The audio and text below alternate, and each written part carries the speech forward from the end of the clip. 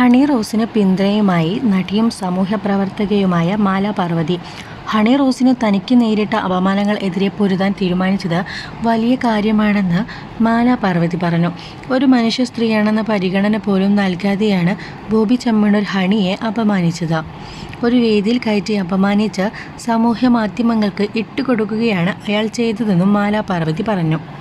പണത്തിൻ്റെയും പ്രതാപത്തിൻ്റെയും സമൂഹത്തിലെ ബന്ധങ്ങളുടെയും അടിസ്ഥാനത്തിൽ ഏറ്റവും മുകളിൽ നിൽക്കുന്ന ഒരാൾക്കെതിരെയാണ് ഹണി പരാതി നൽകിയിരിക്കുന്നത്.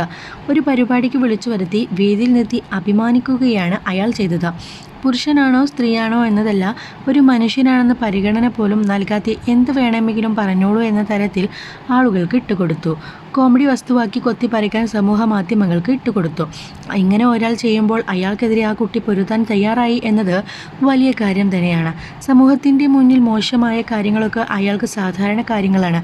ഹണി റോസിന് മാത്രമല്ല, ചായക്കടയിലെ ഒരു മനുഷ്യനെ കിട്ടിയാൽ പോലും ദ്വയാർത്ഥ പ്രയോഗങ്ങളോടെ പുച്ഛിക്കുന്ന വ്യക്തിയാണ് അദ്ദേഹം. മാത്രമാണ് ഒരു പുരുഷനെന്നും ബാക്കിയുള്ളവർ മുഴുവൻ മ്ലേച്ഛന്മാർ എന്ന നിലയ്ക്കും എല്ലാവരെയും കളിയാക്കുന്ന വ്യക്തിയാണ് അയാൾ. പല ആളുകളും അത് തമാശയാണ് കണ്ടത്. എന്താണ് നർമ്മം എന്നുള്ളതിനെക്കുറിച്ചുള്ള അബദ്ധധാരണ കൂടി അതിനകത്തുണ്ടെന്ന് തോന്നുന്നു. പണ്ടെല്ലാം ടോയ്ലറ്റിൽ എഴുതി വയ്ക്കാറില്ലേ? അതേ മാനസികാവസ്ഥയാണ് നിയമത്തിൽ എല്ലാവരും വിശ്വസിക്കുന്നു. എത്രത്തോളം കൂടി നിൽക്കുമെന്ന് കണ്ടറിയണം.